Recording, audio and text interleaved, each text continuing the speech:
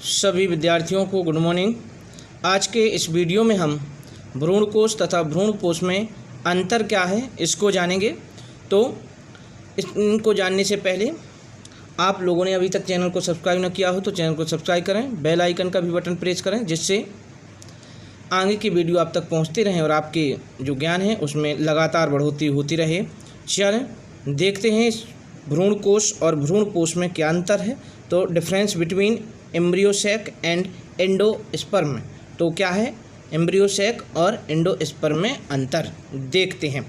तो देखें पहला अंतर ये है, पहला पॉइंट, भ्रूणकोश क्रियाशील गुरुबीजाणु से विकसित एक थैली या कोश के समान संरचना है। तो पहला है कि जो भ्रूणकोश है वो कैसा होता है। इसमें दो पॉइंट इसमें लगा है, भ्रूण और कोश। तो क्या है कोश, कोश मीन्स क्या होता है कक्ष या थैली। तो वही चीज़ है कि जो भ्रूण है वो क्या है एक थैलीनुमा या कोशनुमा क्या है संरचना होती है, समझ गए। तो कोशनुमा संरचना है। अब इसमें ये लिखा है कि क्रियाशील गुरुबीजाणु, तो क्रियाशील गुरुबीजाणु का मतलब है तो आप इसके जो गुरुबीजाणु जनन होता है या दीर्घ बीजाणु जनन होता है उससे क्या होता है गुरुबीजाणुओं का निर्माण होता है। तो देखें इसमें क्या और किससे होता है तो मातृकोश का। तो हम कह सकते हैं जो गुरुबीजाणु कैसे बनते हैं तो मातृकोश का में अर्धसूत्री विभाजन द्वारा गुरुबीजाणु बनते हैं और इसके बनने की जो क्रिया है वो गुरुबीजाणु जनन या दीर्घ बीजाणु जनन कहलाती है। तो उसमें क्या है जो गुरुबीजाणु है उनसे थैलीनुमा संरचना या कोश का विकास होता है। आगे तो देखें ये क्या है भ्रूणपोष एंडोस्पर्म।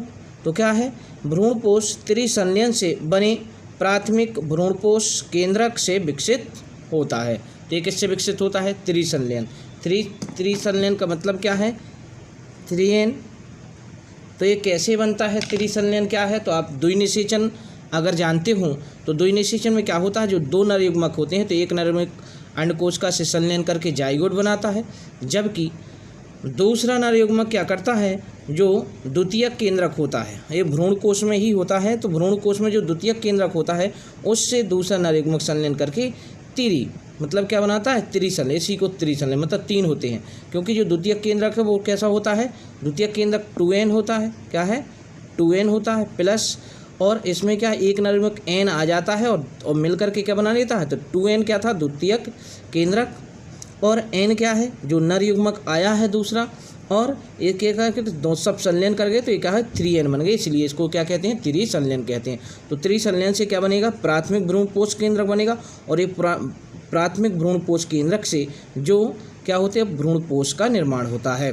तो भ्रूणपोष क्या है भोजन संग्रह, ये ऊतक हैं जो आगे अभी पता चलेगा। तो भ्रूणपोष क्या है भोजन संचय ऊतक होते, इसका नाम ही है भ्रूण और पोष। तो किसके लिए जो विकसित हो रहे भ्रूण को पोषण देता है, इसलिए क्या भोजन संग्रह ऊतक होते हैं। तो ये पहला पॉइंट है। पहला पॉइंट क्या है फिर से देख लेते हैं, भ्रूणकोश क्रियाशील गुरुबीजाणु से विकसित एक थैली या कोश के समान संरचना है, और ये क्या है भ्रूणपोष त्रिसंलयन से बने प्राथमिक भ्रूणपोष केंद्रक से विकसित होता है। दूसरा पॉइंट देख लेते हैं। तो ये रहा दूसरा पॉइंट। तो दूसरा पॉइंट क्या है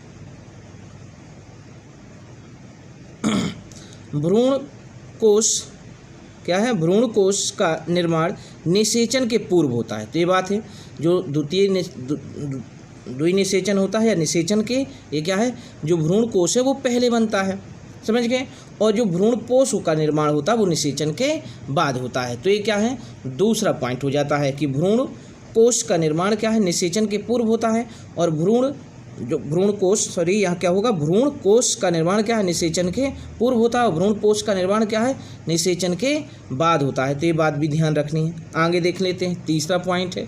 तो ये क्या है तीसरा पॉइंट रहा यहाँ। तो तीसरे पॉइंट में क्या बताया गया है देखें, तीसरे पॉइंट में बताया गया है कि भ्रूणकोश में अंडकोशिका क्या क्या चीज़ें पाई जाती है जो कक्षनुमा संरचना उसके अंदर क्या है तो अंडकोशिका मतलब अंडकोशिका को क्या कहते हैं मादा युग्मक, सहायक इसी के साथ क्या रहती हैं सहायक कोशिकाएं होती हैं, और अंडकोशिका और दो सहायक कोशिकाओं को क्या कहते हैं अंडोपकरण भी कहते हैं। तो क्या भ्रूणकोश में एक जो होती है अंडकोशिका और उसी के साथ दो सहायक कोशिका होती है, और एक अंडकोशिका दो सहायक कोशिकाओं को अंडोपकरण भी कहते हैं, तो इसको भी जाने। और जो चलाजा की ओर जो बीजांड होता है, बीजांड में चलाजा की ओर क्या है प्रतिमुखी कोशिकाएं होती हैं और मध्य में क्या होता है, द्वितीयक केंद्रक उपस्थित होता है। तो भ्रूण कोश में क्या क्या, अंडकोश का सहायक कोशिकाएं, प्रतिमुखी कोशिकाएं और द्वितीयक केंद्रक क्या है, उपस्थित होता है। और जो भ्रूणपोष है, भ्रूणपोष एक भोजन संग्रह ऊतक है जो विकसित हो रहे भ्रूण का पोषण करता है। ये निषेचन के पश्चात जो भ्रूण बनता है उसको पोषण करने का कार्य करता है, इसलिए क्या भोजन संचय ऊतक होते हैं। आगे चलते हैं तो चौथा पॉइंट देख लेते हैं। ये रहा चौथा पॉइंट। तो चौथा पॉइंट क्या है, भ्रूण कोश एक अगुणित, मतलब कैसी है, भ्रूण कोश एक अगुणित क्या है, अगुणित या हैप्लॉइड एन संरचना होती है। मतलब भ्रूण कोश है जो क्या है, गुणसूत्रों की संख्या मात्र पौधे जितना, पौधे में जैसे 14 गुणसूत्र हैं तो जो भ्रूण कोश बनेगा उसमें कैसे रहेंगे, एन, मतलब 14 हैं तो 7 रहेंगे। आगे देखते हैं, भ्रूणपोष जो प्रायः त्रिगुणित या 3n संरचना है, और 3n संरचना है तो 3n का मतलब है इसमें गुणसूत्रों की संख्या, जैसे पौधे में इसमें बताया कि 14 थे, अगर 14 गुणसूत्र हैं तो इसमें 14 का क्या हो जाएगा, आधे, मतलब n बराबर कितना हो गया, 7। तो n बराबर यहाँ क्या कहा था, 14 है तो आधे, आधे का मतलब 7, और 7 तो यहाँ 3 का गुणा हो जाएगा 7 में, 7 3 21, तो इसमें कितने हो जाएंगे, 21 हो जाएंगे गुणसूत्र, 21 गुणसूत्र हो जाएंगे।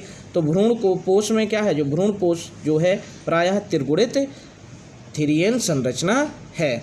तो इस प्रकार से क्या बताया है, चौथा पॉइंट था कि भ्रूण पोष जो है प्रायः त्रिगुणित संरचना है जो निषेचन के पश्चात बनती है। अब आगे थोड़ा देख लेते हैं और इसको।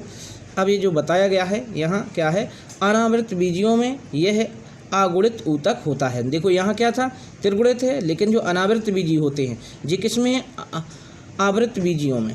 आवृत बीजियों मतलब जिन बीजों के ऊपर आवरण पाया जाता है उन्हें आवृत बीजी, अनावृत बीजी जिन बीजों के ऊपर आवरण नहीं पाया जाता उन्हें अनावृत बीजी कहते हैं। तो अनावृत बीजियों में यह क्या होता है, एन होता है, मतलब अगुणित होता है। इसमें जैसे कहा जाए 14 गुणसूत्र पौधे में थे, इसमें 21 हो गए थे आवृत बीजियों, अनावृत बीजियों में 7 ही रहेंगे।